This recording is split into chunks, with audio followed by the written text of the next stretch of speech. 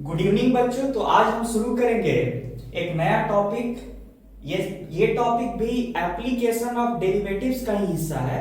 इस टॉपिक का नाम है इंक्रीजिंग एंड डिक्रीजिंग फंक्शंस। तो आइए देखते हैं कि इंक्रीजिंग और डिक्रीजिंग फंक्शंस का डेफिनेशन क्या है, इसका मतलब क्या है सिंपल लैंग्वेज में। तो सबसे पहले हम लोग हिट करते हैं इंक्रीजिंग फंक्शन को, ठीक है। तो हेडिंग देंगे इंक्रीजिंग फंक्शन। किसको कहेंगे इंक्रीजिंग फंक्शन? तो ध्यान से सुनिएगा। A function f of x is said to be increasing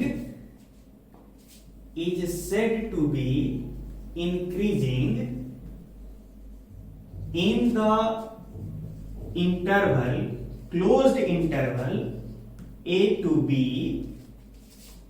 if for any value of x belonging to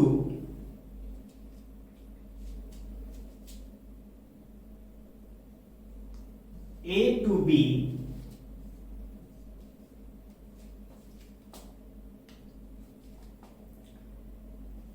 f of x increases as x increases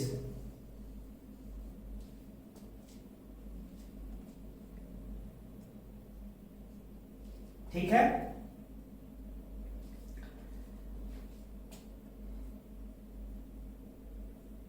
and f of x decreases as x decreases, ठीक है। यहां पे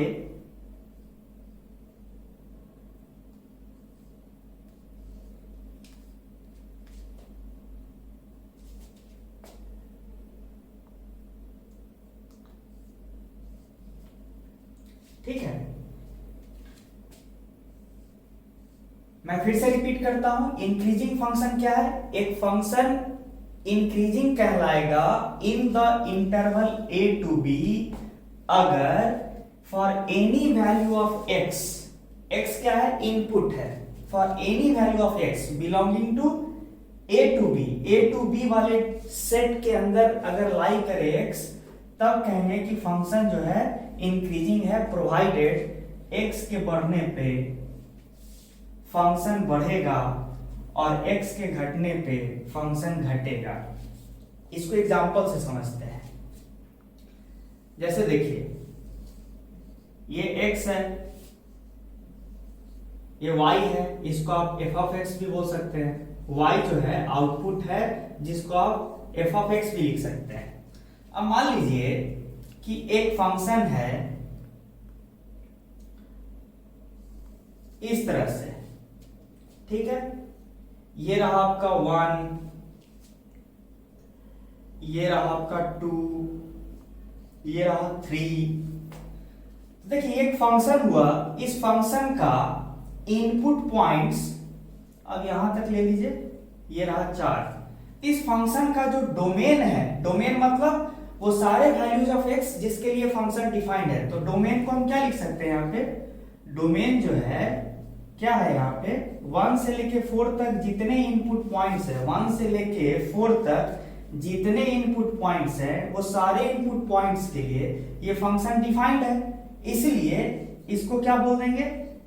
set of values of x को क्या बोलेंगे? Domain. All those values of input points for which the function is defined is known as domain, domain of the function, ठीक है। तो ये डोमेन ऑफ द फंक्शन हो गया 1 to 4। अच्छा, इसी डोमेन का एक हिस्सा है a to b, ठीक है। a to b मतलब a हम किसको बोल रहे हैं? 1 को, b किसको बोल रहे हैं? 2 को। तो आप गौर से देखिए, 1 से 2 इंटरवल के बीच जब इनपुट का वैल्यू 1 से लेके 2 के बीच कुछ भी रहेगा तो वहां फंक्शन का खासियत देखिए क्या है। फंक्शन का खासियत क्या है ये देखिए, जैसे ही 1 से बढ़ के थोड़ा सा वैल्यू को मान लीजिए 1.3 किए, तो आपका फंक्शन भी जो है, जो पहले 1 पे जो वैल्यू ले रहा था, अब 1.3 पे ज्यादा वैल्यू ले रहा है, 1.4 पे और ज्यादा वैल्यू ले रहा है। मतलब निरंतर ही जैसे जैसे x बढ़ रहा है वैसे वैसे मेरा आउटपुट भी बढ़ रहा है। कब तक? जब तक मेरा इनपुट का वैल्यू 1 से 2 के बीच है। तो हम बोल सकते हैं ना कि as long as input values lie between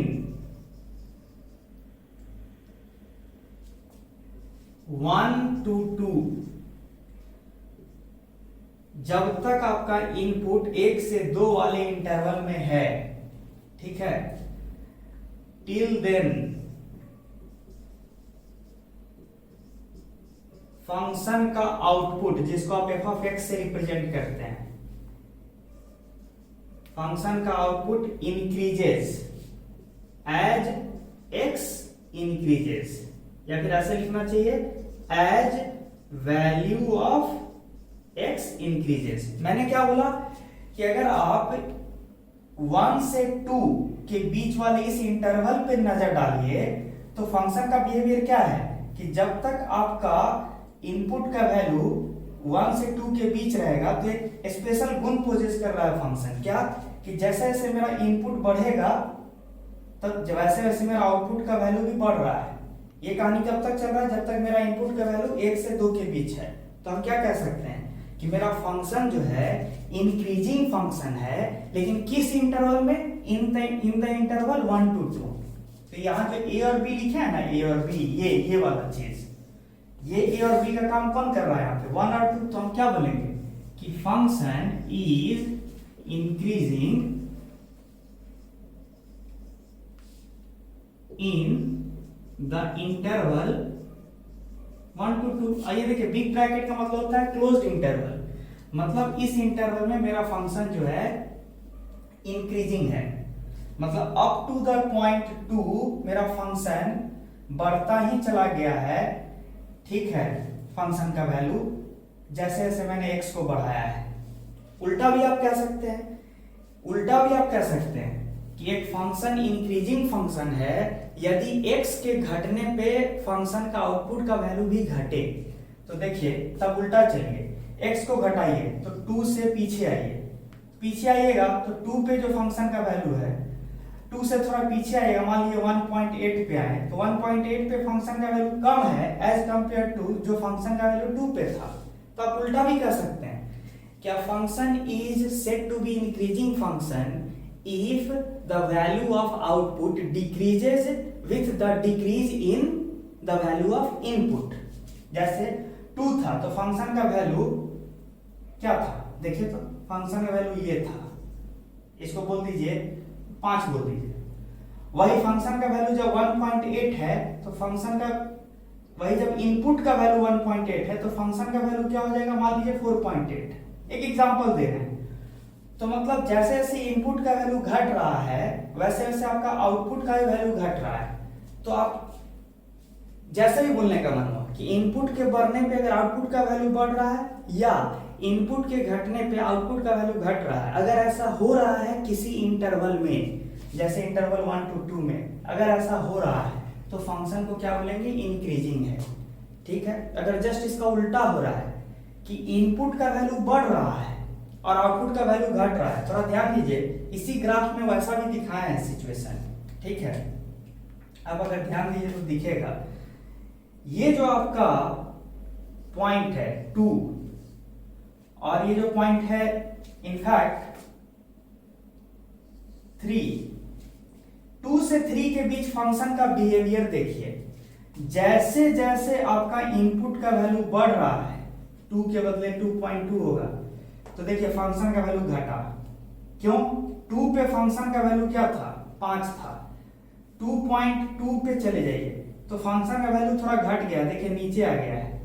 2.4 पे चले जाइए, फंक्शन का वैल्यू और घट गया है, 3 के आसपास चले जाइए, फंक्शन का वैल्यू और घट गया है, मतलब 2 से 3 एक ऐसा इंटरवल है डोमेन का जहां पे फंक्शन का वैल्यू इनपुट के वैल्यू के बढ़ने पे फंक्शन का वैल्यू घट रहा है।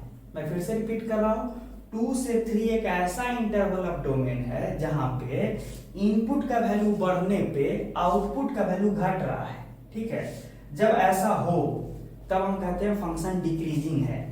तो जस्ट लाइक इंक्रीजिंग फंक्शन आप क्या मिलेगा, डिक्रीजिंग का डेफिनेशन क्या हो जाएगा, सीधे सीधे क्या हो जाएगा वो लिख ही देते हैं।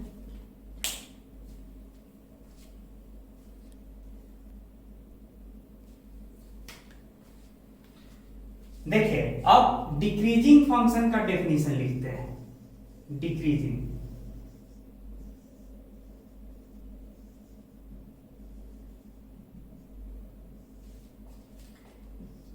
a function f of x is said to be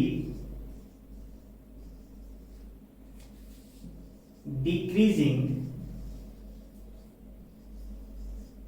in the closed interval a to b if f of x decreases as x increases or f of x increases as x decreases। ठीक है, इसको ऐसे समझते हैं।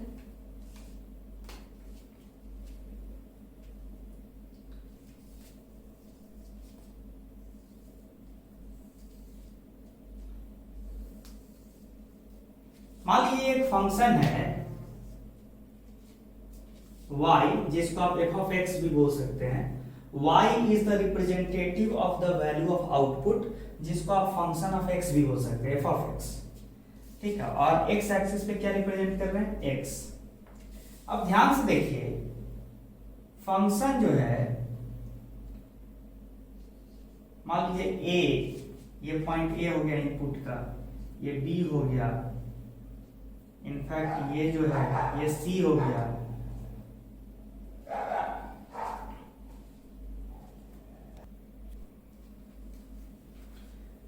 देखिए decreasing function को हम ऐसे समझते हैं। डेफिनेशन क्या है कि अगर कोई ऐसा इनपुट पॉइंट्स का इंटरवल है, इनपुट पॉइंट्स कहां पे दिखाया गया है, एक्स एक्सिस पे, तो एक ऐसा इनपुट पॉइंट्स का इंटरवल जिसके बीच फंक्शन में यह खासियत हो, उस इंटरवल के बीच फंक्शन का ये खासियत हो कि जैसे जैसे इनपुट का वैल्यू बढ़े आउटपुट का वैल्यू घटे, ये अगर हो किसी इंटरवल में तो बोलेंगे कि उस इंटरवल में इनपुट वैल्यूज के उस इंटरवल में फंक्शन डिक्रीजिंग है।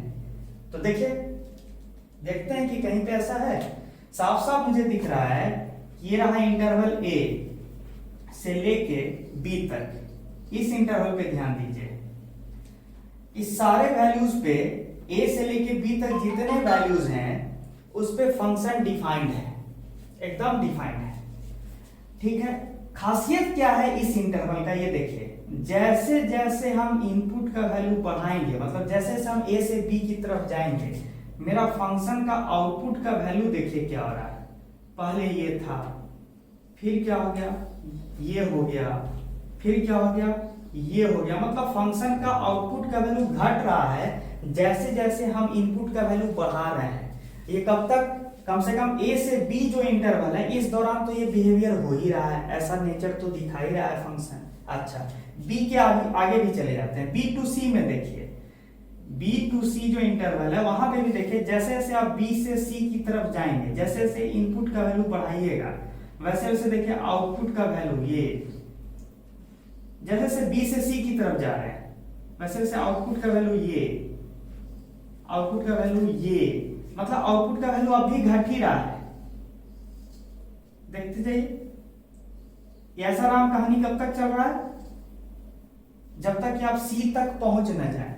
मतलब कायदे से देखा जाए तो इनपुट पॉइंट ए से लेके सी तक ये पूरे इंटरवल के दौरान फंक्शन का बिहेवियर कैसा है, जैसे जैसे इनपुट का वैल्यू बढ़ रहा है फंक्शन का आउटपुट का वैल्यू घट रहा है। तो हम आराम से बोल सकते हैं ना कि function is decreasing in the interval a to b. ठीक है, क्यों?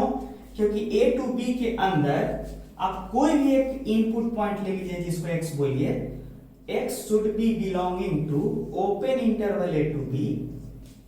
ठीक है, कोई भी एक इनपुट ले लीजिए ए से बी के अंदर, और वहां पे आप खासियत देखिए कि क्या होगा कि एफ ऑफ एक्स जो है घट रहा है एज एक्स बढ़ रहा है। जैसे जैसे मान लीजिए ये रहा, ये एक ले लिए इनपुट एक्स ले लिए, ये एक्स कहां बिलोंग कर रहा है, ए और बी के बीच में बिलोंग कर रहा है, इसलिए ऐसे लिखे हैं। मैंने जो एक्स लिया है इनपुट, वो एक्स कहां बिलोंग कर रहा है, ए और बी के बीच में कहीं कर रहा है, कहीं पे भी हो सकता है।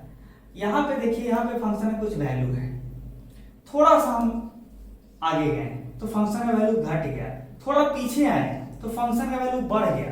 तो हो क्या रहा है, एक्स के बढ़ने पे फंक्शन का वैल्यू घट रहा है और एक्स के घटने पे फंक्शन का वैल्यू, ध्यान सुनिएगा, एक्स के बढ़ने पे फंक्शन का वैल्यू घट रहा है और एक्स के घटने पे जैसे मान लीजिए यहां पे कोई फंक्शन का वैल्यू है ये, तो एक्स को हम घटा दिए, इधर आ गए, तो एक्स के घटने पे फंक्शन का वैल्यू इनफैक्ट बढ़ गया है। तो f of x value of function decreases as x increases. इसी को आप ऐसे भी लिख सकते हैं, f of x increases as x decreases. जब इस तरह का नेचर कोई शो करे for any value of input belonging to open interval a to b, then the function will be said to be in decreasing in the closed interval a to b. मैं फिर से कह रहा हूं कि अगर कोई भी इनपुट का वैल्यू x कहां बिलोंग करता हो, open interval a to b में, कोई भी फंक्शन का इनपुट का value x belonging to open interval a to b पे अगर फंक्शन ऐसा नेचर दिखाए कि x बढ़े और फंक्शन का आउटपुट का वैल्यू घटे, या फिर x घटे और फंक्शन का आउटपुट का वैल्यू बढ़े, अगर ऐसा नेचर दिखाए फंक्शन, तो बोलेंगे कि फंक्शन क्या है, डिक्रीजिंग है। और किस इंटरवल में, in the closed interval a to b, ऐसे हम लोग बोलते हैं और ये साफ दिख भी रहा है, देख लीजिए। उस लॉजिक से हम क्या बोलेंगे कि फंक्शन, इस फिगर के लिए अब लिख रहे हैं, इस फिगर के लिए function is decreasing in the closed interval a to c. इस डायग्राम से देख के हम आराम से ये स्टेटमेंट लिख सकते हैं। तो ये एक पार्ट हुआ।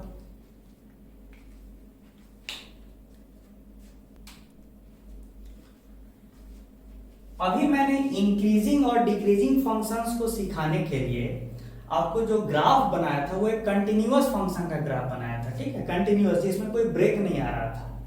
लेकिन इंक्रीजिंग और डिक्रीजिंग फंक्शन होने के लिए कंटिन्यूअस फंक्शन होना जरूरी नहीं है। एक एग्जांपल देखिए,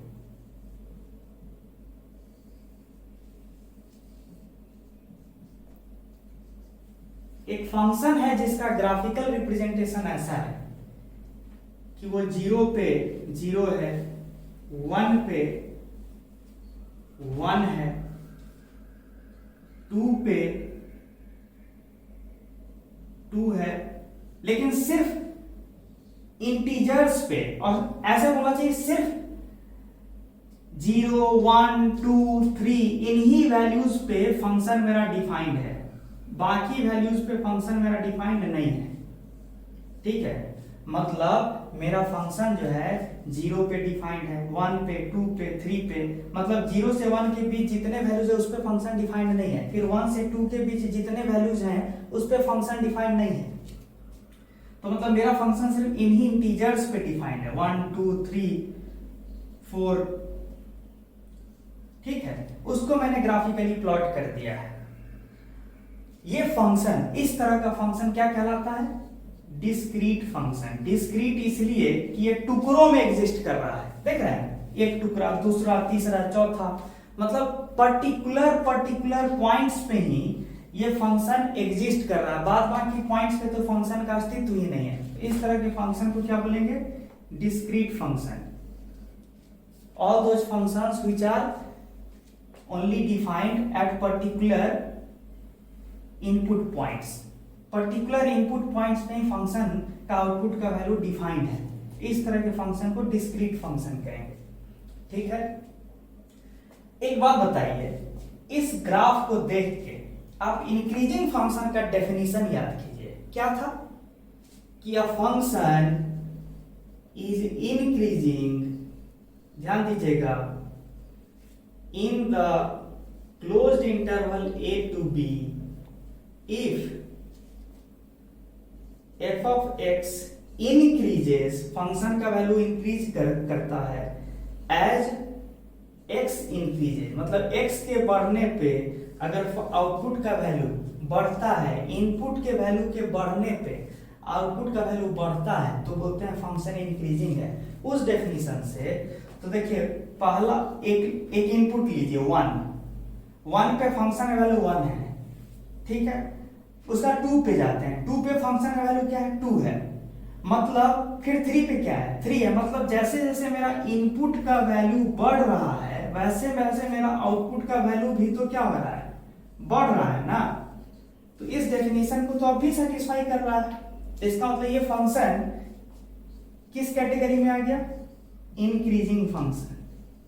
ठीक है, और अगर ये फंक्शन 0 से लेके 4 तक डिफाइंड है, तो पूरा 0 से 4 तक, 0 से लेके 4 तक डिफाइन का मतलब होता है कि जो डोमेन है ना, यहाँ पे गौर से देखा है तो डोमेन क्या है? 0 1 2 3 4, बस ये 5 पॉइंट्स ही डोमेन है। तो हम क्या बोलेंगे कि ये फंक्शन एक इंक्रीजिंग फंक्शन है। ठीक है, as long as x that is domain क्या क्या रहे? 0 1 2 3 4, इस सेट ऑफ वैल्यूज को जब तक इनपुट लेगा, इनपुट जब तक इस सेट ऑफ वैल्यूज के लेगा, तब तक मेरा फंक्शन तो इंक्रीजिंग ही है। x के वैल्यू के बढ़ने पे आउटपुट का वैल्यू बढ़ रहा है तो इंक्रीजिंग है। अगर उल्टा हो जाए, ऐसा ग्राफ दिए होते, ऐसा ऐसा ऐसा ऐसा, यहां क्या हो रहा है? x के बढ़ने पे आउटपुट का वैल्यू जो है, देखिए x बढ़ रहा है और आउटपुट का वैल्यू घट रहा है, तो ये कैसा फंक्शन हो गया? डिक्रीजिंग फंक्शन हो गया। तो फंक्शन को इंक्रीजिंग या डिक्रीजिंग होने के लिए कंटिन्यूअस होना जरूरी नहीं है, बस इस डेफिनेशन को सेटिस्फाई करे कि जैसे जैसे हम इनपुट का वैल्यू बढ़ाएंगे डोमेन में रहते हुए, वैसे वैसे अगर आउटपुट का वैल्यू बढ़े तो कहेंगे चूंकि इनपुट का वैल्यू बढ़ाने पे आउटपुट का वैल्यू बढ़ रहा है तो फंक्शन इंक्रीजिंग है। इनपुट का वैल्यू घटाने पे आउटपुट का वैल्यू बढ़ रहा है तो फंक्शन डिक्रीजिंग है। इस तरह से कहानी है। तो मेरे हिसाब से आप कॉमन कॉन्सेप्ट, जो मेन कॉन्सेप्ट है इंक्रीजिंग और डिक्रीजिंग फंक्शन का, वो आप इस एग्जांपल से समझे होंगे। अब हम आगे बढ़ते हैं।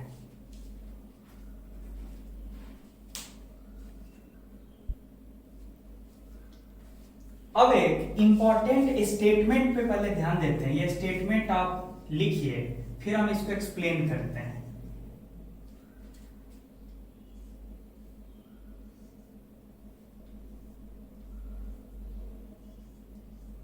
If a function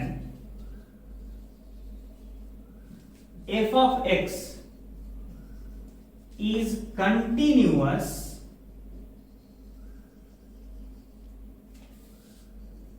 in the closed interval a to b, ध्यान दीजिएगा कि एक फंक्शन कंटिन्यूअस है in the closed interval a to b, मतलब इनपुट का वैल्यूज a से लेके b तक कुछ भी हो, उस दौरान फंक्शन का जो ग्राफ बनेगा उसमें कोई ब्रेक नहीं आएगा, कंटिन्यूअसली ग्राफ बनेगा। तो if a function is continuous in the close interval a to b and differentiable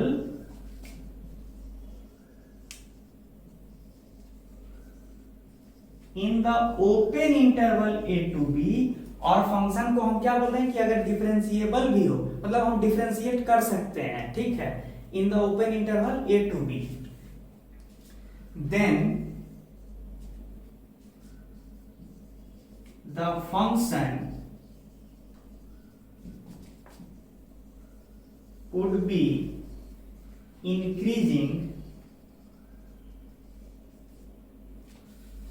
if dy by dx, that is rate of change of y with respect to change in x, is greater than 0। ये होना भी चाहिए। ये statement आप ध्यान से देखिए, क्या कह रहा है कि एक फंक्शन जो है, कोई फंक्शन है वो कंटिन्यूअस है, ठीक है, मान लीजिए एक a है एक b है, एक फंक्शन दिखाते हैं हम आपको,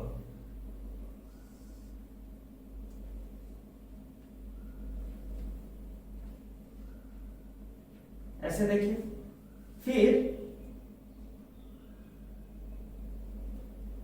ऐसे देखिए, इसको बोल देते हैं c। ध्यान दीजिए ये फंक्शन जो है इस स्टेटमेंट से लिंक कर रहे हैं। एक ये फंक्शन कंटिन्यूअस है कि नहीं, ये पूरे अपने डोमेन में ही कंटिन्यूअस है। डोमेन मतलब a से लेके c तक जितने पॉइंट्स है उस सारे पॉइंट्स पे अगर फंक्शन का नेचर देखिए तो कंटिन्यूअस है, मतलब एक ऐसा एक भी पॉइंट नहीं है इनपुट का जहां पे फंक्शन के ग्राफ में ब्रेक आया हो। ब्रेक नहीं ना है, कंटिन्यूअसली फंक्शन को ड्रॉ कर दिया गया है विदाउट एनी ब्रेक। तो फंक्शन कंटिन्यूअस है in the interval a to c, closed interval a to c में ये फंक्शन कंटिन्यूअस है, ठीक है। एंड देखिए a to c में तो कंटिन्यूअस है ही, चूंकि a to c में कंटिन्यूअस है तो a to b में तो कंटिन्यूअस है ही। जब बड़े रेंज वाले वैल्यूज में कंटिन्यूअस है फंक्शन, तो उसका छोटे रेंज वाले सेट ऑफ वैल्यूज पे तो फंक्शन कंटिन्यूअस है ही, a to b तक तो फंक्शन कंटिन्यूअस है ही, ठीक है। तो मेरा कहना है कि function is continuous in the closed interval a to b of course and differentiable in the open interval a to b। अब देखिए एग्जैक्टली पॉइंट बी पे शार्प टर्न आया है फंक्शन में, और जहां पे शार्प टर्न आता है वहां पे फंक्शन क्या होता है, नॉन डिफरेंशिएबल। याद है ये चीज हम पहले ही कर दिए, क्यों, क्योंकि शार्प टर्न जहां पे होता है वहां पे हम यूनिक टेंजेंट, जहां शार्प टर्न आता है वहां पे हम एक यूनिक टेंजेंट नहीं ना बना पाते हैं, ठीक है। और यूनिक टेंजेंट नहीं बना पाने का मतलब होता है कि unique rate of change of function exist नहीं करता है। तो इस पॉइंट पे जहां शार्प टर्न आया है यहां पे फंक्शन नॉन डिफरेंशिएबल है, ठीक है, कोई दिक्कत नहीं है। लेकिन डिफरेंस हमको b से तो मतलब था नहीं। ये क्या बोल रहा है एग्जामिनर कि डिफरेंशिएबल कहां होना चाहिए, open interval a to b में, मतलब b पॉइंट इंक्लूडेड नहीं है ओपन इंटरवल में और a भी इंक्लूडेड नहीं है। मतलब हमको लेना देना किससे है, a और b के अंदर जो पॉइंट्स है, अंदर जो सेट ऑफ इनपुट पॉइंट्स है उस पे ध्यान दीजिए कि क्या फंक्शन डिफरेंशिएबल है। भाई स्ट्रेट लाइन है, हर जगह इस फंक्शन का जो है रेट ऑफ चेंज होगा स्लोप के बराबर होगा, इस स्ट्रेट लाइन के स्लोप के बराबर है, ठीक है। तो a से b के अंदर जितने पॉइंट्स हैं, कोई भी मान लीजिए ये x, वहां पे फंक्शन जो है एकदम डिफरेंशिएबल है, और डिफरेंशिएशन का वैल्यू क्या आएगा, इस स्ट्रेट लाइन के स्लोप के बराबर, ठीक है। तो ये जो पॉइंट्स हम लिखे हैं ये सारा पॉइंट्स इस ग्राफ में सेटिस्फाई हो रहा है, तो तब फंक्शन माना जाएगा इंक्रीजिंग। कब, इतना होने के बाद कब फंक्शन को हम इंक्रीजिंग मानेंगे, जब फंक्शन का dy by dx greater than 0 हो। तो देखिए a से b के बीच जैसे जैसे मेरा एक इनपुट का वैल्यू बढ़ रहा है वैसे वैसे मेरा आउटपुट का वैल्यू भी तो बढ़ता ही न जा रहा। देखिए a से b के अंदर जैसे जैसे हम आगे बढ़ रहे हैं वैसे मेरा आउटपुट का वैल्यू बढ़ ही रहा है। तो बाय डेफिनेशन ये फंक्शन इंक्रीजिंग है। इंक्रीजिंग किस इंटरवल में, किस इंटरवल में, ए से बी इंटरवल में, ठीक है। अच्छा, ये होने के लिए, इंक्रीजिंग होने के लिए dy बाई डी एक्स का ग्रेटर देन 0 होना जरूरी क्यों है? कॉमन सेंस की बात है कि अगर x में स्मॉल चेंज लाएं, x में स्मॉल चेंज dx करते हैं, ठीक है, x में dx करके स्मॉल चेंज करते हैं, तो आउटपुट जो y है, अगर y में भी चेंज dy होता है, ठीक है, मतलब x में हम चेंज किए हल्का से, कितना का चेंज किए? dx का, ठीक है, और उसके करस्पॉन्डिंग आउटपुट में कितना का चेंज हुआ? dy का। तो मेरा कहना है कि अगर dx पॉजिटिव है, मतलब चेंज इन इनपुट पॉजिटिव है, एंड अगर चेंज इन इनपुट पॉजिटिव है एंड dy भी पॉजिटिव है, यानी चेंज इन आउटपुट भी क्या है? पॉजिटिव है, तो तब तो बाय डेफिनेशन फंक्शन इंक्रीजिंग है ना। याद कीजिए, x के बढ़ने पे अगर y बढ़ता है तो फंक्शन इंक्रीजिंग होता है। इसी को हम क्या बोल सकते हैं कि x में अगर हम एक पॉजिटिव चेंज लाए dx का, तो y में भी कैसा चेंज हो जाए? पॉजिटिव चेंज हो जाए dy का, ठीक है, तो तब फंक्शन क्या है? इंक्रीजिंग है। तो यानी इसी चीज को हम इससे बोल सकते हैं कि अगर dy बाई dx क्या हो जाए? पॉजिटिव, चूंकि dy को बढ़ना है, x के बढ़ने पे y को बढ़ना है, तो यानी कि x में अगर हम चेंज लाए हैं dx का पॉजिटिव चेंज, तो आउटपुट में भी dy का पॉजिटिव चेंज आना चाहिए, पॉजिटिव आना चाहिए, यानी dy का साइन क्या होना चाहिए? चेंज इन आउटपुट का पॉजिटिव, और चेंज इन इनपुट का साइन क्या होना चाहिए? पॉजिटिव। तो पॉजिटिव बाई पॉजिटिव पॉजिटिव ही ना हुआ।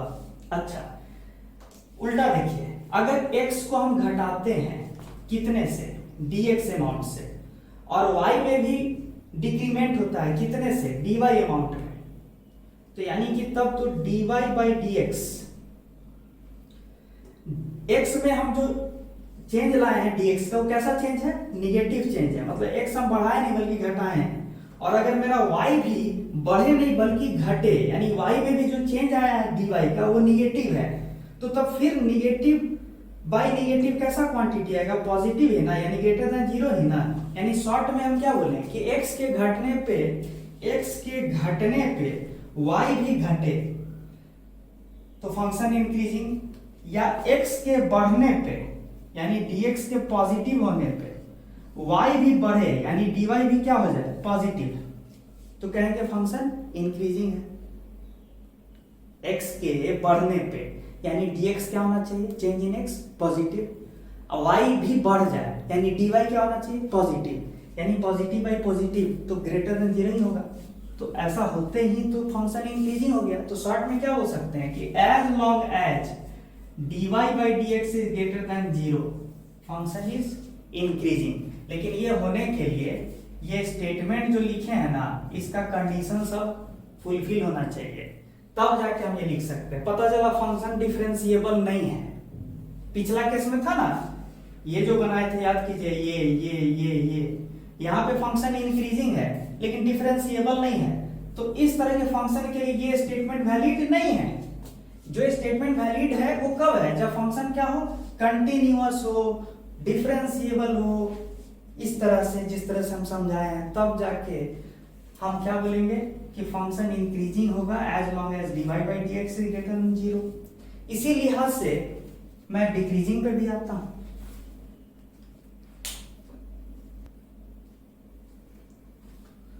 सिमिलरली एक स्टेटमेंट क्या दे सकते हैं वो भी देखिए।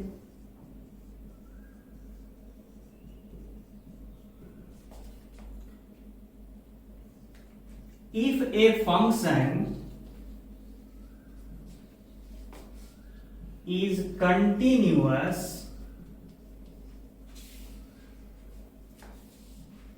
in the closed interval a to b and differentiable in the open interval a to b, then the function is said to be decreasing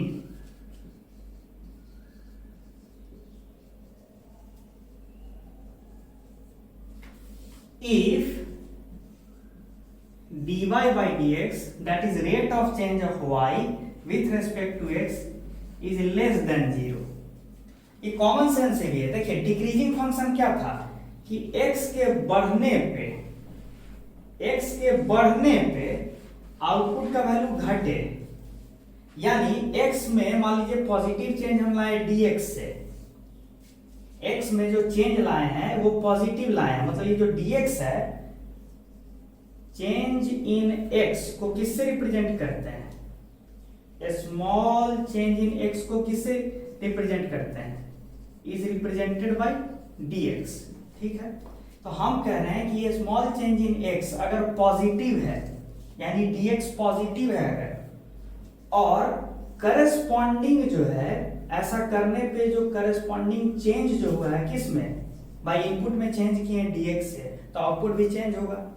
तो करस्पॉन्डिंग चेंज इन आउटपुट जो है अगर represented by, is represented by dy, हमने क्या बोला कि input को dx से चेंज किए तो आउटपुट में चेंज कितने का है, dy।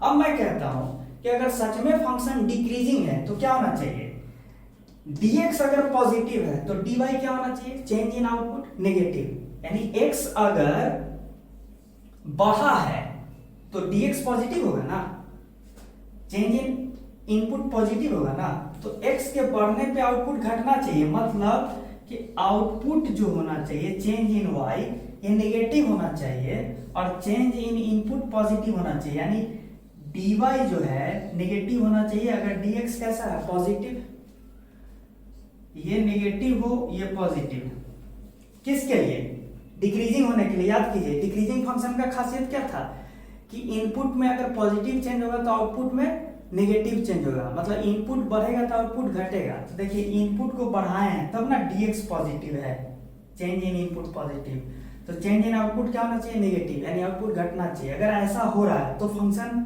डिक्रीजिंग है, तो तब तो सीधे है ना minus by positive, minus divided by positive, ये क्या साइन आएगा, लेस देन 0 आएगा ना। तो शॉर्ट में कहिए कि अगर फंक्शन डिक्रीजिंग है तो अगर फंक्शन डिक्रीजिंग है तो पॉजिटिव dx के करस्पॉन्डिंग जो आउटपुट में चेंज आएगा वो नेगेटिव आएगा।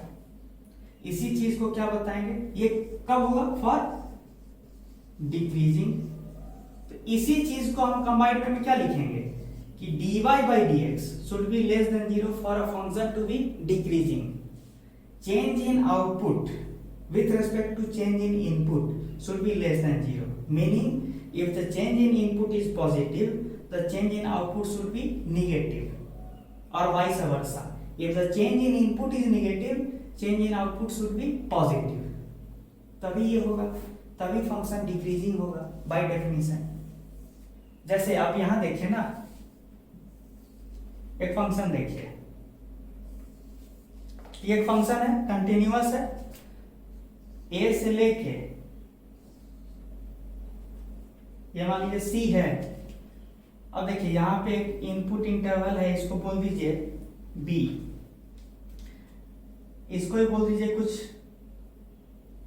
एक चीज देखिए b से लेके c तक फंक्शन का खासियत क्या है कि जैसे जैसे आप b से c की तरफ जाइएगा, जैसे जैसे आपका इनपुट बढ़ेगा b से c की ओर जाने समय आउटपुट का वैल्यू क्या हो रहा है, देखिए तो आउटपुट का वैल्यू घट रहा है, आउटपुट का वैल्यू घट रहा है।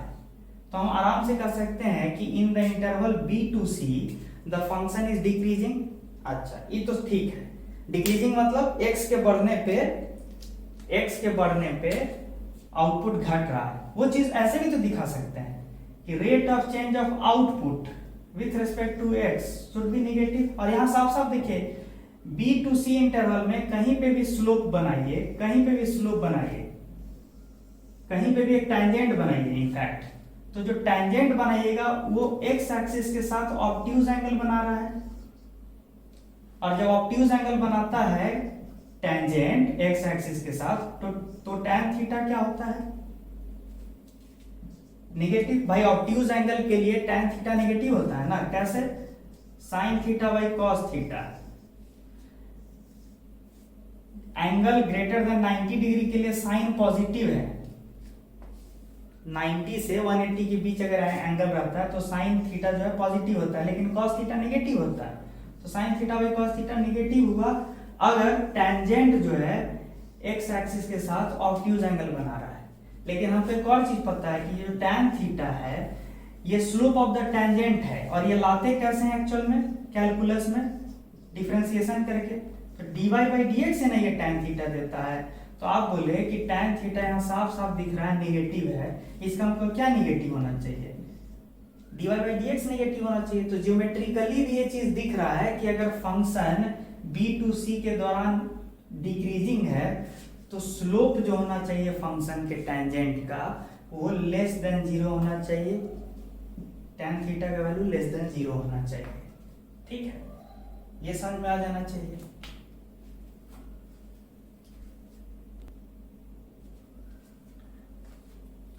देखिए अब क्रिटिकल पॉइंट्स क्या होता है, ये एक नया टर्म है क्रिटिकल पॉइंट्स। ये होता क्या है? तो ध्यान दीजिएगा डेफिनेशन क्या है कि if at x is equal to any value c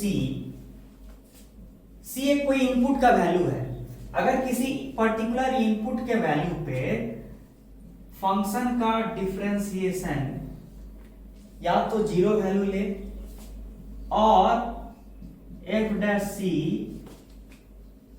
not defined हो जाए, या तो फंक्शन का डिफरेंशिएशन का value x equal to c पे नॉट डिफाइंड हो, या फंक्शन के डिफरेंशिएशन का value at x equal to c 0 हो जाए। ये दोनों में से कोई भी कंडीशन सेटिस्फाई हो जाए तो बोलेंगे कि x is equal to c is a critical point. ये डेफिनेशन है फॉर द गिवन फंक्शन। इसी को और हम क्या बोल सकते हैं? ऑल दोज पॉइंट्स वेयर, कौन सा points? Input points where function is either या तो नॉन डिफरेंशिएबल हो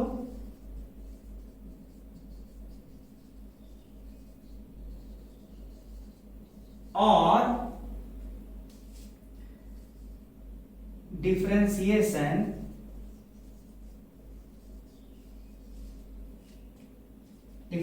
से अच्छा डेरिवेटिव लिखिए, और डेरिवेटिव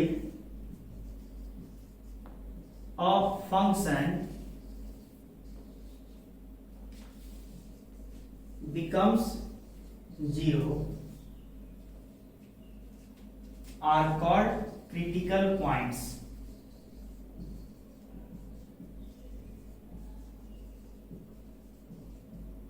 देखिए हर वो इनपुट पॉइंट जहां पे फंक्शन या तो नॉन डिफरेंशिएबल है, मतलब डिफरेंशिएशन वहां वेल डिफाइंड नहीं है, या फिर फंक्शन का डेरिवेटिव यानी डिफरेंशिएशन का वैल्यू 0 हो जाए किसी पॉइंट पे।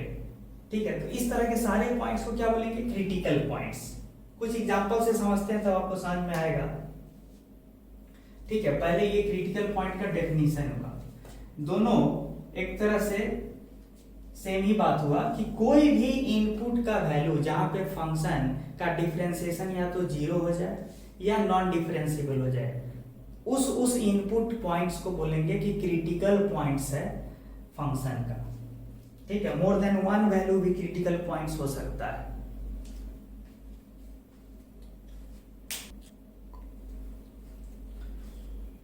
देखिए अब हम एक एग्जांपल करते हैं कि determine all the critical points of the function given by this relation, लेकिन किस इंटरवल में? इन द इंटरवल 0 से 2 पाई।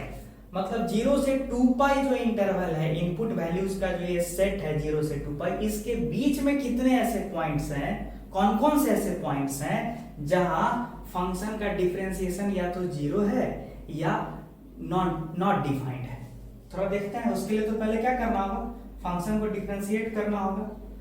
तो डिफरेंशिएशन कैसे लिखते हैं, ऐसे लिखते हैं, या उसी को सिंबॉलिकली एफ के ऊपर में डैश लगा देते हैं, ये दोनों एक ही बात है, ठीक है। Rate of change of function with respect to x या एफ डैश एक्स, बात एक ही है। होगा क्या, 6x का डिफरेंशिएशन क्या होगा, 6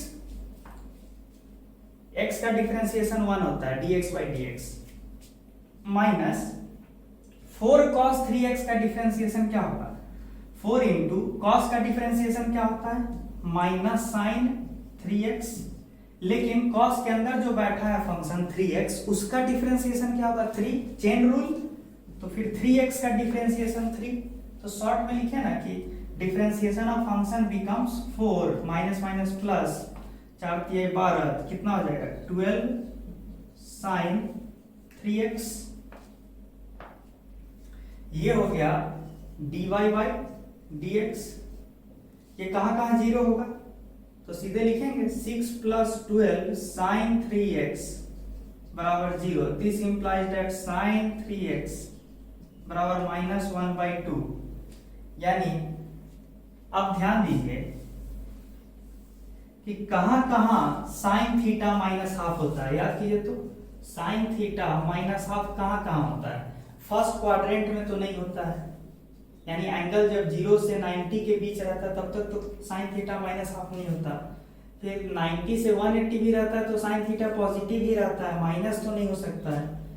तो एक होता है, एक आपका थर्ड क्वाड्रेंट हुआ और एक फोर्थ क्वाड्रेंट हुआ, जहां जहां साइन माइनस होता है। तो ठीक है, एक वैल्यू क्या हो जाएगा माइनस हाफ के लिए, साइन थीटा बराबर माइनस हाफ इंप्लाइज या तो थीटा हो जाए पाई प्लस पाई बाई 6, यानी कितना 7 पाई बाई 6, और थीटा क्या हो जाए minus pi by 6। Minus pi by 6 मतलब क्या होता है, पॉजिटिव एक्स एक्सिस से नीचे, ये माइनस पाई बाई 6। इसको कुछ लोग क्या कैसे लिखते हैं, इस माइनस पाई बाई 6 को पूरा होता है 360, तो 360 में से पाई बाई 6 घटा दीजिए तो जो एंगल मिलेगा, ऐसे समझिए ये पूरा होता है 360 डिग्री और ये है पाई बाई 6 उल्टे डायरेक्शन में। तो फिर अगर किसी के मन में हो कि नहीं हम तो इस तरह से लिखना चाहते हैं एंगल को, इस तरह से, किस तरह से, यहां से यहां तक, तब क्या करना चाहिए, पूरा होता है 360, उसमें से पाई बाई 6 घटा दीजिएगा तो ये मिलेगा ना ये चीज, तो कितना हो जाएगा 11 पाई बाई 6।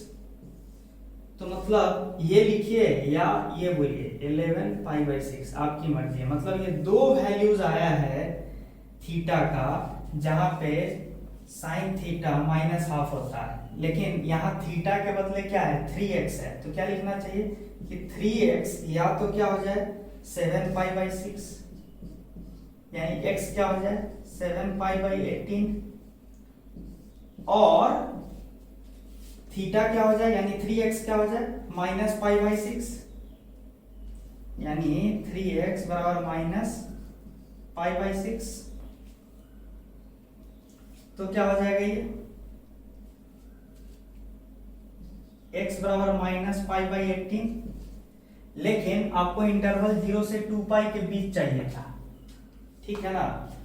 तो ये तो निगेटिव हो गया ना, x minus pi by 16 and x minus pi by 18, ये तो नहीं होना चाहिए। थीटा को 11 पाई बाई 6 लिखिए, 3x बराबर 11 पाई बाई 6, तो x कितना हो जाएगा 11 पाई बाई 18, जो कि क्लियरली इस इंटरवल में आता है। तो शॉर्ट में बोला जाए तो कौन कौन से वैल्यूज में फंक्शन का क्रिटिकल वैल्यू आया है, एक आया है 7 पाई बाई 18 में, एक आया है माइनस पाई बाई 18 में, एक 11 पाई बाई 18 में। लेकिन हमको ध्यान देना था कि x का वैल्यू किस रेंज में होना चाहिए था, 0 से 2 पर। तो फिर मेरा आंसर क्या क्या हो जाएगा, इस बात का ध्यान में रखते हुए मेरा आंसर हो जाएगा ये और ये, ना कि ये। ठीक है, तो इस तरह से क्रिटिकल पॉइंट निकालेंगे एग्जांपल का।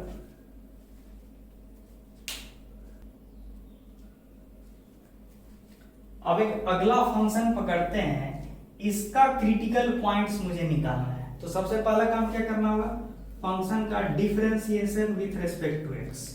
इसी को हम ऐसे भी लिख सकते हैं d by d x of f of x, ठीक है।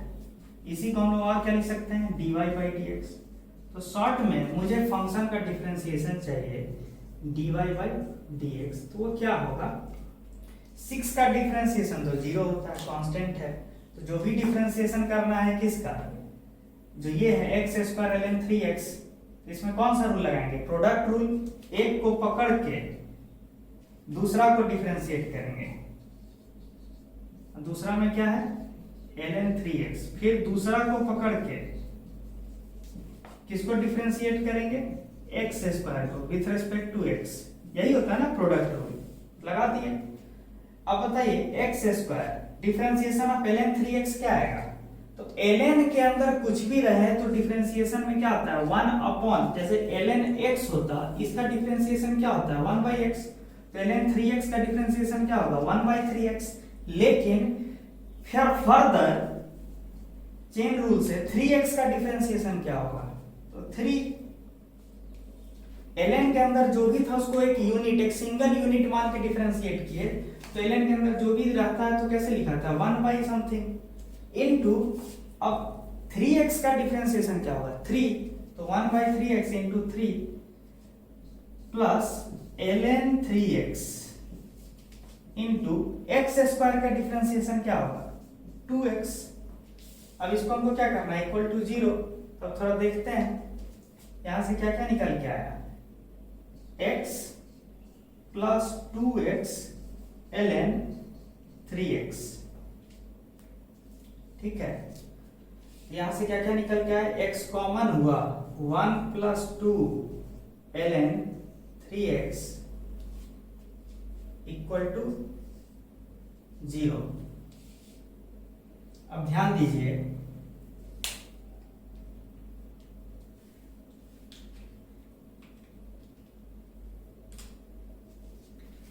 हमको इसका सॉल्यूशन चाहिए, तो आपके मन में तुरंत आ जाएगा कि x बराबर 0 तो सॉल्यूशन है ही, ठीक है।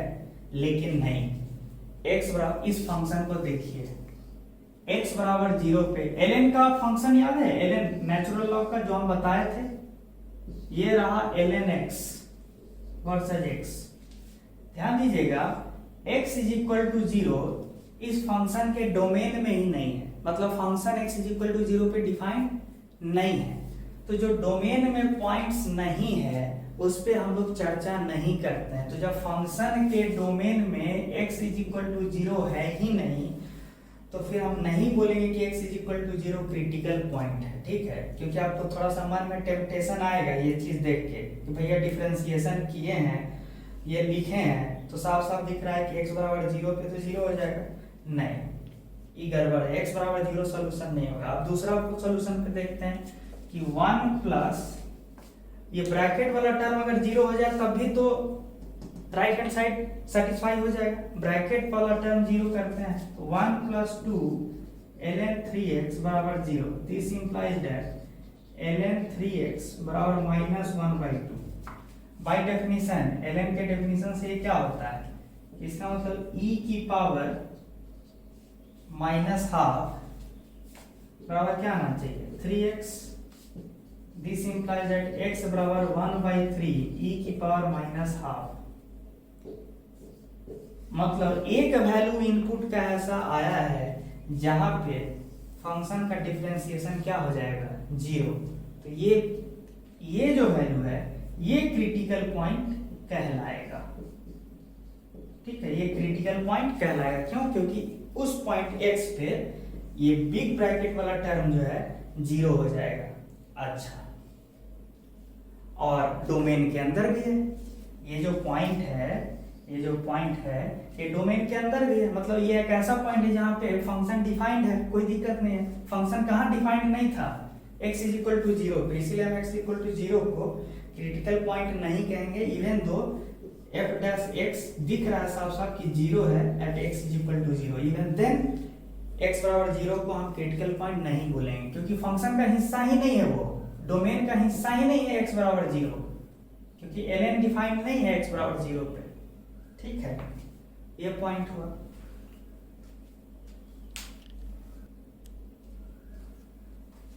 अब एक और एग्जांपल लेते हैं, y is equal to x into e की पावर एक्स स्क्वायर।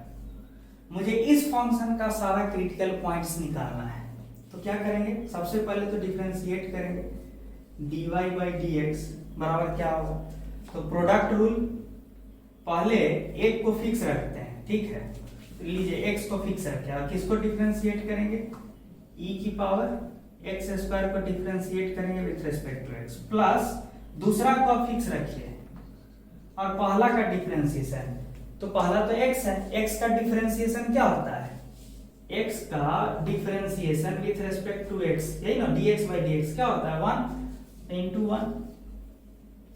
अच्छा, तो मेन कहानी किस पे आया, इसका डिफरेंशिएशन, किसका डिफरेंशिएशन, इस वाले टर्म का, तो e की पावर एक्स स्क्वायर का डिफरेंशिएशन क्या होगा, e की पावर एक्स स्क्वायर का डिफरेंशिएशन, यही ना चाहिए। तो याद कीजिए चेन रूल, e के पावर में जो भी है उसको एक यूनिट मान लीजिए, मान लीजिए कोई टर्म है t मान लीजिए, तो क्या होगा, हम ऐसे लिखेंगे लेट एक्स स्क्वायर बराबर t, तो क्या लिखेंगे, e की पावर t को डिफरेंशिएट करना है विथ रिस्पेक्ट टू x, लेकिन हम इसको ऐसे लिखेंगे कि पहले with respect to t differentiate कर देंगे और फिर इनटू dt बाई dx कर देंगे। तो आप ही बताइए कि चूंकि t बराबर एक्स स्क्वायर है तो dt बाई dx क्या हो जाएगा, 2x, यहां पे यूज करेंगे। और दूसरी बात कि e की पावर t का डिफरेंशिएशन क्या होता है, e की power t into dt by dx क्या लिखेंगे, 2x। ये तो हो गया डिफरेंशिएशन किसका, e की पावर एक्स स्क्वायर का, इनडायरेक्टली इसी का ना डिफरेंशिएशन है, और t जिसको हम माने थे वो रख देते हैं फाइनल वैल्यू, तो कितना आया, e की power x square into 2x, तो यहां रखते हैं ये x और अब डिफरेंशिएशन का वैल्यू यहां 2x e की power x square plus e की पावर एक्स स्क्वायर। अभी क्या होगा, इसमें से कॉमन निकालिए, e की पावर एक्स स्क्वायर कॉमन, अंदर में हुआ 2x स्क्वायर प्लस 1, ठीक है, ये हो गया आपका डिफरेंशिएशन।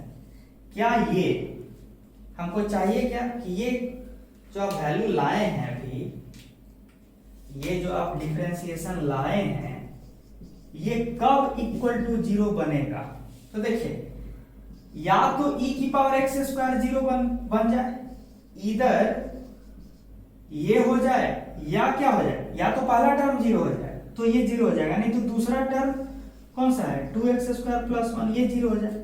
अब आप ही बताइए 2x स्क्वायर प्लस 1 कभी 0 बन पाएगा, एक्स स्क्वायर ऑलवेज पॉजिटिव या फिर बहुत होगा तो एक्स स्क्वायर 0 बनेगा, 0 प्लस 1 कुछ भी होगा तो 2x स्क्वायर प्लस 1 0 नहीं बन सकता है, ठीक है, ये ऑलवेज एक पॉजिटिव नंबर रह जाएगा।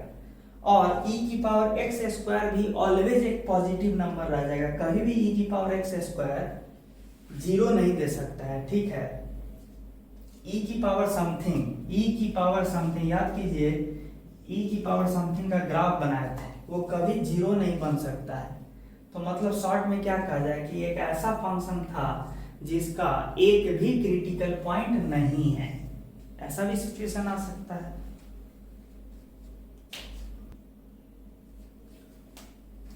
अब एक अगला डेमोन्स्ट्रेशन देखते हैं। हम कर क्या रहे हैं कि अलग अलग तरीके का फंक्शन लेके आपको कंफर्टेबल फील करा रहे हैं कि how to find out critical points, ठीक है। अब ये एक पूरा पॉलिनोमियल फंक्शन हो गया, अलजेब्रिक फंक्शन, ठीक है। मुझे इस फंक्शन का क्रिटिकल पॉइंट्स चाहिए, तो क्या करेंगे, पहले तो डिफरेंशिएट कीजिए, यही ना, ये y ही ना है, तो डिफरेंशिएट कीजिए तो कितना आएगा, 5 जो है नीचे उतर जाएगा तो कितना हो जाएगा 30, x की पावर क्या होगा 4, यहाँ पे क्या होगा प्लस 33, ये जो x की पावर 4 है तो नीचे 4 उतर जाएगा और x की पावर 3 बच जाएगा, माइनस x क्यूब का 3 नीचे उतरेगा तो 30 इंटू 3 एक्स स्क्वायर और 100 का डिफरेंशिएशन 0 होगा, तो शॉर्ट में आया क्या 30 एक्स की power 4 plus 132 x cube minus 90 x square. अब कुछ कॉमन निकाला जा सकता है, ऑफ कोर्स निकाला जा सकता है। देखिए सभी में कॉमन क्या है, एक्स स्क्वायर है, और देखिए 6 सभी में से निकाला जा सकता है, तो 6 एक्स स्क्वायर, इधर क्या बना 5 एक्स स्क्वायर, इधर क्या बनेगा देखिए 22x माइनस 15। लेकिन हमको क्या चाहिए कि dy बाई डी एक्स क्या होना चाहिए 0, यानी आपको क्या चाहिए ये वाला टर्म जो है ये 0 हो जाए। तो कब कब 0 हो सकता है, या तो ये 0 हो जाए तब भी मेरा प्रोडक्ट जो है टोटल प्रोडक्ट 0 हो जाएगा। तो 6x स्क्वायर अगर 0 होता है तो x का वैल्यू क्या आता है 0। तो ऑफ कोर्स x बराबर 0 एक सॉल्यूशन है, क्योंकि x बराबर 0 पे ये जो डिफरेंशिएशन है वो 0 हो रहा है। अच्छा, एंड ये वाला जो अंदर ब्रैकेट में टर्म है अगर ये भी 0 हो जाए, अगर ये 0 हो जाए तो भी काम चल जाएगा, चलेगा कि नहीं।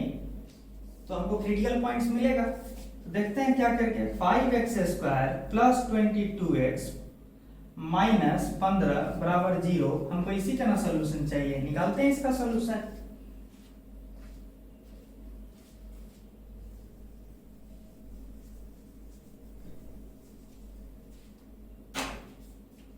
देखिए 5x square plus 22x minus 15 बराबर 0, इसका रूट कैसे निकालेंगे, तो क्वाड्रेटिक इक्वेशन है। x का वैल्यू क्या होगा माइनस 22 प्लस माइनस 22 का स्क्वायर माइनस 4ac, तो माइनस माइनस प्लस हो जाएगा a c, यही ना होगा बाई 2a, यानी 10 कितना आया 22 का स्क्वायर 484 होता है, 20 इंटू 15 300 बाई 10, ये x का वैल्यू हुआ। इसके आगे भी निकालते हैं।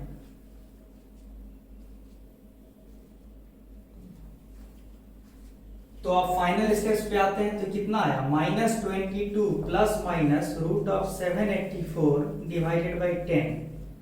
अब 784 का जो रूट होता है वो 28 होता है, तो कितना आया माइनस 22 प्लस माइनस 28 बाई 10। तो दो सोल्यूशन यहाँ से आ रहा है, एक ऑलरेडी x बराबर 0 आप निकाल चुके हैं क्रिटिकल पॉइंट, तो यहाँ से क्या क्या निकला, एक तो आएगा माइनस 22 प्लस 28 कितना आएगा 6/10, और एक दूसरा सॉल्यूशन क्या आएगा माइनस 22 माइनस 28 यानी माइनस 50/10 यानी माइनस 5।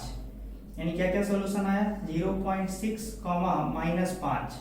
ये दो वैल्यूज आया x का जहां पे dy बाई डी एक्स 0 हो रहा है, और पहले से एक वैल्यू निकाल चुके हैं x बराबर 0। तो टोटल 3 पॉइंट्स हैं 0, 0.6 और -5।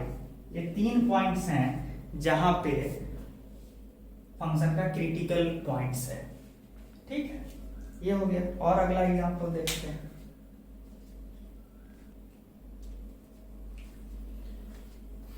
अब हम लोग एक इस तरह का फंक्शन देखते हैं और इस फंक्शन का क्रिटिकल पॉइंट्स निकालने का कोशिश करते हैं।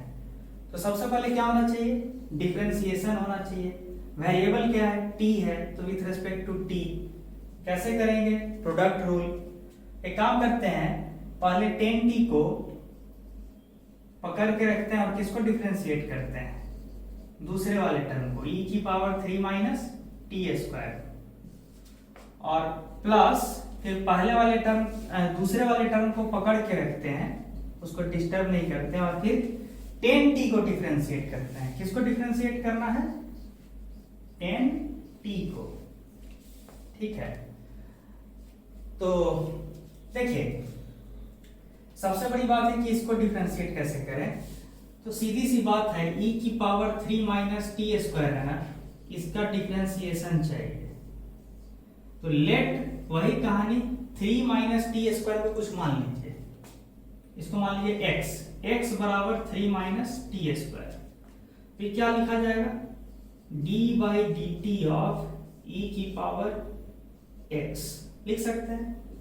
क्या हम इसको ऐसे नहीं लिख सकते d बाई डी एक्स, क्यों? क्योंकि सेम वेरिएबल लिखा जाए, d by d x of e की power x into dx by dt, क्योंकि dx का रोल नलिफाई हो जाएगा और बचेगा d बाई dt जो कि था ओरिजिनली।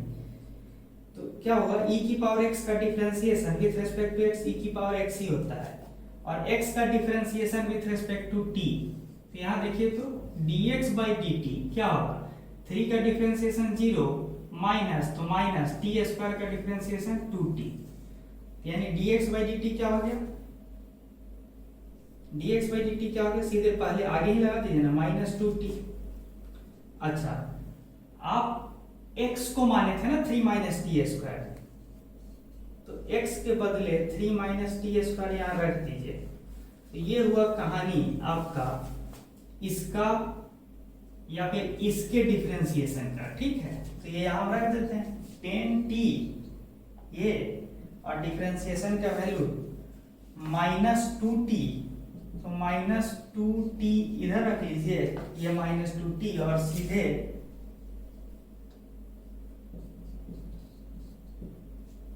e की पावर 3 माइनस टी स्क्वायर हुई प्लस e की पावर 3 माइनस टी स्क्वायर।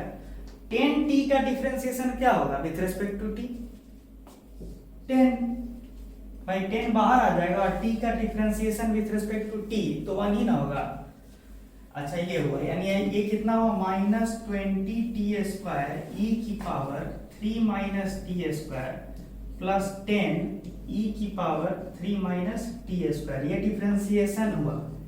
लेकिन इसी डिफरेंशिएशन का वैल्यू हमको इक्वल टू क्या करना है, 0, to find out critical points. करके देखते हैं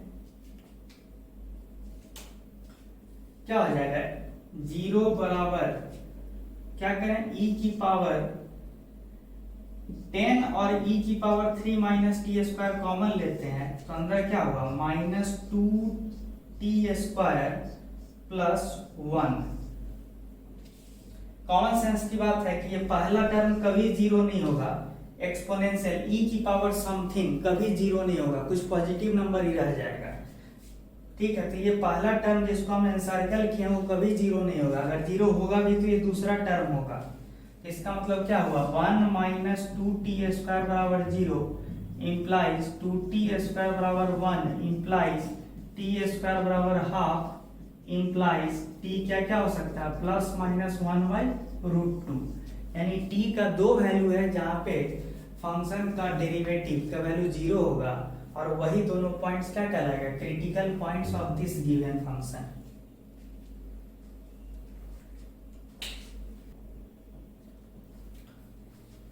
चलिए एक आखिरी डेमोन्स्ट्रेशन देखते हैं क्रिटिकल पॉइंट्स निकालने का। फंक्शन ये रहा और मुझे निकालना है इस फंक्शन का क्रिटिकल पॉइंट्स। तो सबसे पहले डिफरेंशिएट कीजिए फंक्शन को विथ रिस्पेक्ट टू x। तो क्या होगा, यहाँ कोशिएंट है ना, यहाँ डिवीजन में है ना फैक्टर, ये दोनों टर्म्स कैसे करते हैं, जब याद है f of x by g of x type का कोई फंक्शन रहे और इसको क्या करना हो, डिफरेंशिएट करना हो, तो कैसे करते हैं, g ऑफ x का क्या कर देते हैं स्क्वायर, फिर ऊपर भेजते हैं g ऑफ x को और पहले डिफरेंशिएट करते हैं f को, तो f डैश x माइनस फिर फंक्शन x को f ऑफ x को डिस्टर्ब नहीं करते हैं और किसको डिफरेंशिएट करते हैं g ऑफ x को, तो ऐसे लिख देते हैं। ठीक है, डिफरेंशिएशन को ही g डैश से रिप्रेजेंट करते हैं, तो वही रूल यहाँ लागू करते हैं, x square minus x minus 6 का होल स्क्वायर। ठीक है, ठीक है। अब क्या करेंगे, इस वाले टर्म को ऊपर भेजेंगे, तो ऐसे भेज दिए, और डिफरेंशिएशन किसका होगा, x स्क्वायर प्लस 1 का, तो x स्क्वायर प्लस 1 का डिफरेंशिएशन क्या होता है 2x, 1 का डिफरेंशिएशन 0 और x स्क्वायर का 2x माइनस, अब क्या करेंगे x स्क्वायर प्लस 1, और अब किसको डिफरेंशिएट करेंगे, जो नीचे वाला टर्म है, नीचे वाले टर्म का डिफरेंशिएशन क्या होगा, 2x माइनस x का डिफरेंशिएशन 1 और 6 का डिफरेंशिएशन 0। तो इस तरह से लिख दिए। आया क्या ये क्या आया, 2x x square minus x minus 6 minus, यहां देखिए इसको ओपन कर दीजिए तो क्या हो जाएगा, 2x cube minus x square plus 2x minus 1, ठीक है, divided by x square minus x minus 6 का होल स्क्वायर। आया क्या, 2x cube minus 2x square minus 12x minus 2x cube plus x square minus 2x plus 1 divided by x square minus x minus 6 का whole square. ठीक है, क्या क्या cancel out हो रहा है ये भी थोड़ा देखा जाए। एक्स क्यूब वाला जो फैक्टर है ये कैंसल आउट हो रहा है, minus 2x square plus x square क्या बनता है, minus x square, minus 12x और माइनस 2x क्या बनेगा, माइनस 14x। तो इस चीज पे हम वर्कआउट करते हैं, ठीक है, फिर हम लोग क्लोज हैं आंसर के। क्या बन जाएगा ये, minus x square minus 14x plus 1 divided by x square minus x minus 6 का होल स्क्वायर। ठीक है,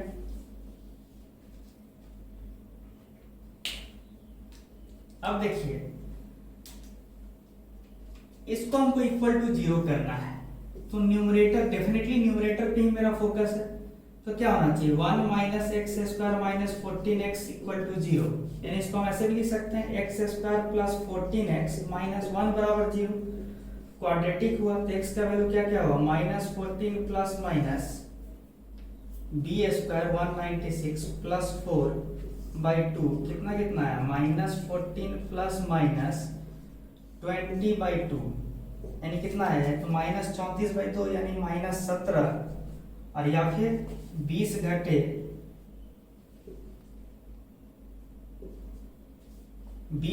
14 6/2 3, ये दो सॉल्यूशन आया। ठीक है, यानी ये दो वैल्यूज ऑफ एक्स है जहां पे डिफरेंशिएशन जो है इक्वल टू 0 आया है। लेकिन याद कीजिए क्रिटिकल पॉइंट्स का डेफिनेशन क्या था कि या तो फंक्शन का डिफरेंशिएशन 0 हो जाए या फंक्शन का डिफरेंशिएशन एग्जिस्ट ही ना करे, डेरिवेटिव एग्जिस्ट ही ना करे। तो एक और चीज देखिए, यही ना था डेरिवेटिव, यही ना था डेरिवेटिव। अगर नीचे वाला जो डिनोमिनेटर है, नीचे वाला, यहां पे देखिए, इस पे भी ध्यान देने वाली बात है कि x square minus x minus 6, x square minus x minus 6, ये अगर 0 हो जाए, ये 0 हो जाए नीचे वाला, तो तब तो ये पूरा फैक्टर इंफिनिटी की ओर जाने लगेगा, यानी फंक्शन नॉट डिफाइंड। यानी हम बोल सकते हैं ना कि जब x square minus x minus 6 अगर 0 हो जाएगा तो फंक्शन का डिफरेंशिएशन एग्जिस्ट नहीं करेगा। तो इक्वल टू 0 करके देखिए तो कितना आएगा, इसको हम ऐसे लिख सकते हैं x minus 3 into x plus 2, तो x का दो वैल्यू आएगा 3 और माइनस 2। लेकिन अब आपके मन में होगा क्या क्या पता है कि माइनस 17, 3 और एक माइनस 2, ये तीनों ऐसा वैल्यूज ऑफ एक्स है जहां पे या तो डिफरेंशिएशन 0 हुआ है या तो नॉट डिफाइंड है, लेकिन एक गलती हो जाएगा ऐसे में। ध्यान देने वाली बात क्या है कि हम लोग क्रिटिकल पॉइंट्स फंक्शन के डोमेन में रह के ही पता करते हैं, ठीक है, फंक्शन के डोमेन में रह के। लेकिन यहाँ पे ये फंक्शन है और आप इसको अगर 0 कर दीजिएगा ना तो फंक्शन डिफाइंड ही नहीं रहेगा, तो यानी क्या बोले कि ये जब जीरो होगा, यानी ये जब जीरो होगा, यानी जब x का वैल्यू या तो 3 हो या -2 हो, उस समय फंक्शन डिफाइंड ही नहीं है। यानी x बराबर 3 और -2 ये दोनों डोमेन में ही नहीं है। जब डोमेन में नहीं है तो वहां हम क्रिटिकल पॉइंट्स का चर्चा नहीं करेंगे। x बराबर 3 और x बराबर -2 इस फंक्शन के डोमेन में नहीं है, ठीक है। तो इसलिए हम उस पॉइंट्स के बारे में डिफरेंशिएशन का कोई एनालिसिस नहीं करेंगे क्योंकि वो डोमेन में ही नहीं है। तो उस हिसाब से ये 3 वाला पॉइंट को हम नहीं मानेंगे आंसर का हिस्सा, और ये दोनों तो है ही नहीं, क्योंकि ये जब जीरो होगा ना तो डोमेन का हिस्सा ही नहीं है। ये जीरो अलाउड नहीं है इस फंक्शन के लिए। तो इसका मतलब क्यों नहीं है? क्योंकि ये जीरो हुआ तो फंक्शन इंफिनिटी की ओर चला जाएगा, मतलब फंक्शन के डोमेन में 3 और -2 है ही नहीं, तो हम उस पर चर्चा ही नहीं करेंगे। तो सिर्फ आंसर क्या हो जाना चाहिए उस लॉजिक से? आंसर हो जाना चाहिए -17 is the only point where the critical point lies. ठीक है।